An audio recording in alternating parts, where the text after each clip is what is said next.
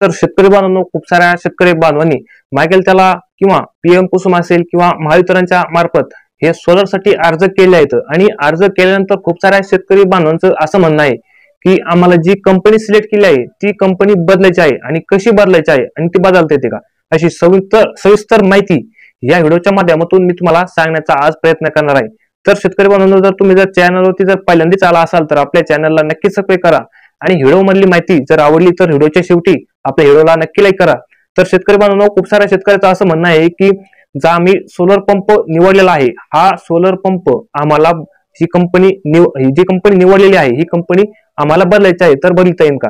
तर आणि त्याच्यामध्ये शासनाने सुद्धा त्याच्यामध्ये असं सांगितलेलं आहे की जर तुम्ही जर कंपनी जर सिलेक्ट जर केली तर याच्यामध्ये तुम्ही वर्क ऑर्डर निघाल्यानंतर 60 दिवसाच्या जर तुमचा पंप हा तुमच्या शेतामध्ये जर इन्स्टॉल झाला नाही तर तुम्हाला ही कंपनी तिथे बदलता येते। आणि आणखीन काही शेतकऱ्याचे काही कारण असू शकतात कारण कंपनी बदलायची। काही शेतकऱ्याला असं वाटतं की आपण जी कंपनी निवडलेली आहे ती कंपनी चांगली नाही, किंवा एखाद्याने सांगितलं वा ही कंपनी तू निवडलेली आहे ती कंपनी चांगली नाही किंवा त्याची सर्व्हिस चांगली नाही, असं नाईलाजाने किंवा एखाद्या शेतकऱ्याला जर ती कंपनी निवडलेली आहे असं जर त्याला वाटलं की ही कंपनी चांगली बोगस आहे किंवा आम्हाला या भागामध्ये सर्व्हिस चांगली नाही, आम्हाला ही बदलायची आहे, तर त्याच्यामध्ये तुम्हाला ती कंपनी तिथे बदलता येत नाही। परंतु आता नवीन ज्या मागेल त्याला मध्ये जर तुम्हाला जर 60 वर्क ऑर्डर निघाल्यानंतर 60 दिवसाच्या आत जर तुमच्या शेतामध्ये जर पंप हा इन्स्टॉल झाला नाही तर तुम्हाला तिथे कंपनी बदलता येते।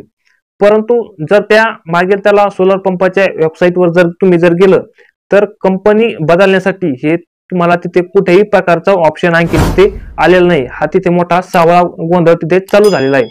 कारण काही शेतकऱ्यांचं वर्क ऑर्डर निघून 60 दिवस पूर्ण झाले तरी सुद्धा त्यांच्या शेतामध्ये आणखी पंप हे इन्स्टॉल झालेले नाहीत। आणि जर त्यांना ही कंपनी जर जी सिलेक्ट केली आहे ती कंपनी जर बदलायची असेल तर त्या कंपनी बदलण्यासाठी तिथे कुठेही प्रकारचा ऑप्शन तिथे आलेला नाही।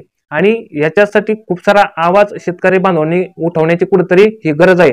तर आपल्या चॅनलच्या माध्यमातून सुद्धा आपण जे संबंधित जे आता सध्या जे अधिवेशन चालू आहे त्या अधिवेशनामध्ये हे जे मुद्दे आहेत शेतकऱ्याचे, हे मुद्दे आपण आपल्या चॅनलच्या माध्यमातून संबंधित आमदारापर्यंत हे पोहोचणार आहोत आणि हिची सुद्धा माहिती आपल्या चॅनलच्या माध्यमातून संबंधित आमदाराला आपण हे सांगण्याचा प्रयत्न करणार आहे। कुठेतरी आपल्या चॅनलच्या माध्यमातून शेतकऱ्याला कुठेतरी माहिती किंवा शेतकऱ्याला कुठेतरी आधार भेटावा, शेतकऱ्याची कुठेतरी पिळवणूक टाळली पाहिजे, शेतकऱ्याला कुठेतरी मदत झाली पाहिजे आपल्या या चॅनलच्या माध्यमातून। नक्की आपण संबंधित जे आमदार आहेत त्या आमदाराला आपण सांगण्याचा नक्की प्रयत्न करणार आहे, जेणेकरून ज्या शेतकऱ्याला जर कंपनी बदलायची जर असेल तर त्या कंपनी बदलण्यासाठी तिथे ऑप्शन तिथे आला पाहिजे। तर शेतकरी बांधवांनो, आपण सोलर संबंधित जर तुम्हाला कुठल्याही प्रकारची जर अडचण येत असेल तर आपल्या व्हिडिओच्या कमेंट बॉक्समध्ये नक्की कळवा, त्याचं उत्तर आपण देण्याचा नक्की प्रयत्न करू। आणि सोलर संबंधित जर तुम्हाला कुठल्याही प्रकारचे जर फॉल्ट येत असेल, जसे की ड्रायव्हिंग करंट असेल, ओव्हर करंट असेल, त्याच्यामध्ये आउटपुट ओपन सर्किट असेल, त्याच्यामुळे काय होतं शेतकऱ्याला काही कळत नाही